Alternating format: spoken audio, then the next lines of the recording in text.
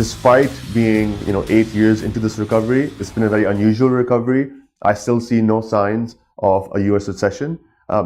There's interest rates are far from reaching restrictive levels. We don't have overinvestment in any particular sector.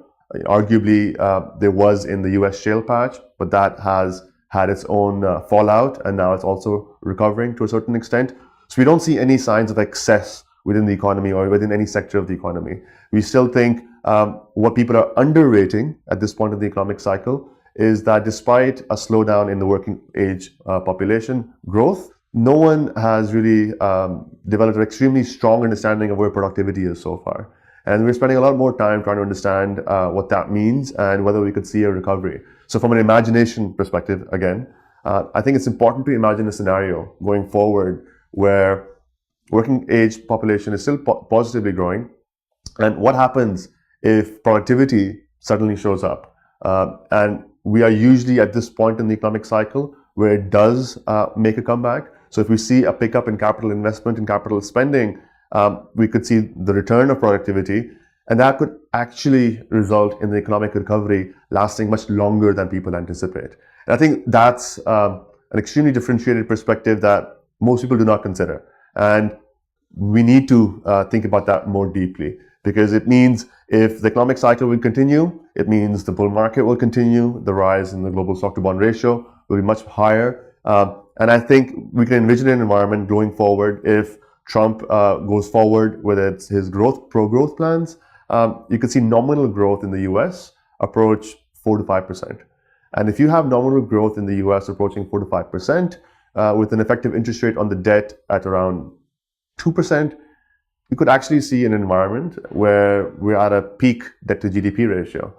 The world needs inflation. And if the economy continues its recovery path and nominal growth picks up, and increasingly central banks are focused on improving nominal growth, we could see another more effective, beautiful deleveraging going forward. And I think that's not something that's appreciated by global investors.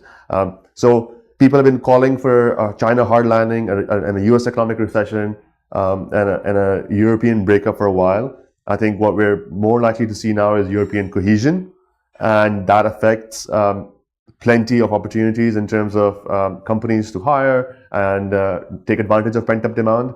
Even though US is potentially late cycle, Europe is still well behind the US in its cyclical recovery from an employment perspective and growth perspective.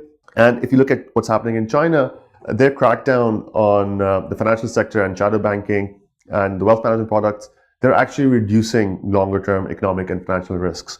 So structurally, the economy is slowing down, but I think given some of the recent measures, the tail risk of a China hard landing or a black swan is just not there. So I think we're entering an environment where global growth will remain around 3%, which is underpinning a good risk-taking environment. I see fundamentals shifting. Evidence mounts that we've passed the maximum point of deflationary pressure in the global economy, and we're still stuck to that deflationary narrative, and investors are reluctant to dethrone those dominant beliefs. But frankly, this is the first year in a decade that no major advanced economy is in deflation. So from an economic perspective, we're seeing an impulse for wages to increase. We're seeing companies that have the capacity to raise pricing power. And there's still plenty of runway, in my opinion, for the economic growth to continue.